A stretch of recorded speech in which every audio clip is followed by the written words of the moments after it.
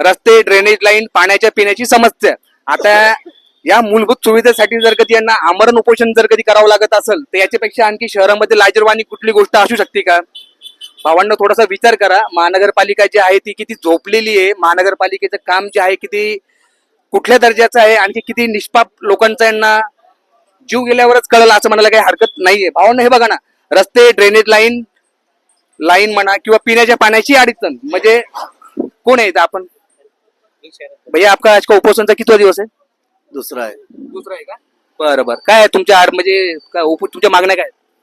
मागणी आमची मिसरवाडी आरतीनगर अब्रार कॉलोनीची मागणी अशी आहे की आम्हाला शाळेच्या बाजूला एक पूल आहे, ते आता आम्हाला 5 वर्षापासून फक्त चॉकलेट देऊ लागले महानगरपालिका.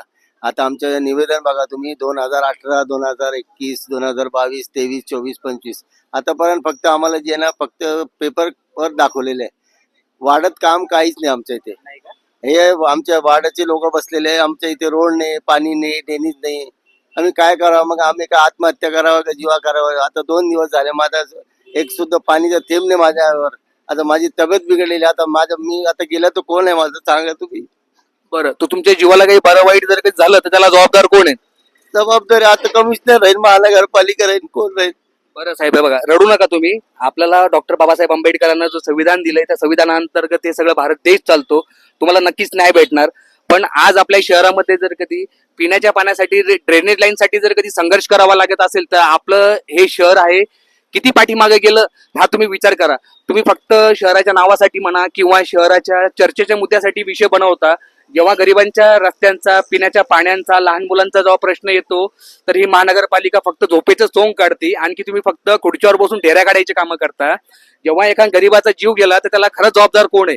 आज एक बघा, तुम्ही एकदा जवळ या, एकदा यांची व्यवस्था बघा, त्याच्या डोळ्यातले एकदा अश्रू बघा. तुम्हाला थोड्याशा लाजा वाटल्या पाहिजे. तुम्ही महानगरपालिकेचे कर्मचारी आहात का तुम्ही म्हणजे खरं तुम्हाला तुमच्या अंगावरती जी कातडी जी आहे ही गेंद्याची कातडी म्हणायला खरंच काही हरकत नाहीये. तुम्ही बघा ना एकदा, म्हणजे महानगरपालिका करते तरी काय? आपल्या छत्रपती संभाजीनगर शहरामध्ये ना खरंच महानगरपालिकेला कुणापासून कुणाचंच काही म्हणजे काही घेणं देणंच नाहीये. बघा ना, हा एक मंडप पडलाय, हा एक मंडप आहे, हा एक मंडप आहे, हा एक मंडप आहे. जर कधी शहरामधल्या जर कधी लोकांना जर कधी अशा आमरण उपोषणाची वेळ जर कधी येत असेल तर ही महानगरपालिका जी आहे ही कशासाठी आहे? ही महानगरपालिका फक्त मध्ये बसून फक्त झोपा काढायचे सोंग करते का? म्हणजे हे कामं करतात तरी कुठले? म्हणजे यांना काय करावं? हे बघा, आता हे जे अधिकारी आहेत त्यांचं आयडेंटिटी कार्ड नाही, कुणाचं काय नाही. म्हणजे महानगरपालिकेमध्ये कुणापासून काही पडलेलं नाही, कुणापासून कुणाला काही घेणं देणं नाहीये. भावांनो, आपल्या छत्रपती संभाजीनगर शहरामध्ये नुसता भ्रष्टाचार घडलेला आहे. आणखी इथले जे लोक आहेत ना हे गेंद्याच्या कातडीचे आहेत.